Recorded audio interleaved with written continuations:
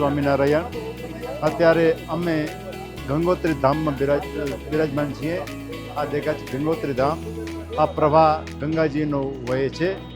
ગંગાજીનું ઉદ્ગમ સ્થાન આ જગ્યાએથી હજુ 8 કિલોમીટર દૂર છે, પણ ત્યાં ગૌમુખથી આ ગંગાજીનો પ્રવાહ વહેતો વહેતો અહીં આવે છે. અને ઇતિહાસ કથા તો આપ સૌ જાણીએ છીએ કે ભગીરથ રાજાએ તપ કરી અને ગંગાજીને પ્રસન્ન કરેલા.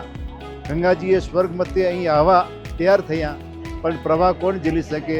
એટલે ભગવાન શંકર ઉપર તપસ્યા કરી અને શંકર ભગવાને એમનો પ્રવાહ ઝીલ્યો અને પ્રવાહ શંકર ભગવાને પોતાની જટાની અંદર ઝીલી અને ગંગાજીને પોતાની જટામાં વીંટી લીધા.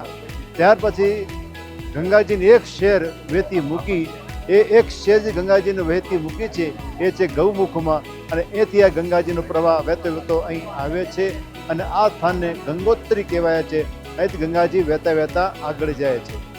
આથી પહેલાં આપણે ધામમાં જઈએ તો આવે જન્મોત્રી. જન્મોત્રી એટલે યમુના મૈયા, યમુનાજીનું ઉદ્ગમ સ્થાન. એ પરથી પવિત્ર સ્થાન છે. યમુના એ સૂર્યદેવના દીકરી છે અને ત્યાં એનું ઉદ્ગમ સ્થાન ત્યાંથી છે. અને યમુનાજી વહેતા વહેતા નીચે જાય છે.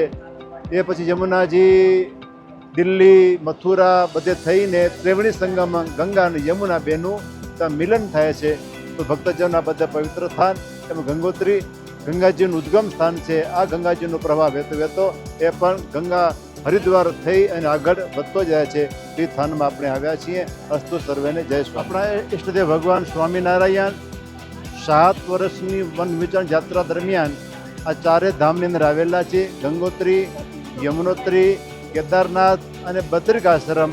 આ ચારે ધામની અંદર ભગવાન સ્વામિનારાયણ નીલકંઠ વર્ણી રૂપે અહીં આવી અને બધા સ્થાનોની અંદર ભગવાન સ્નાન કરેલું છે.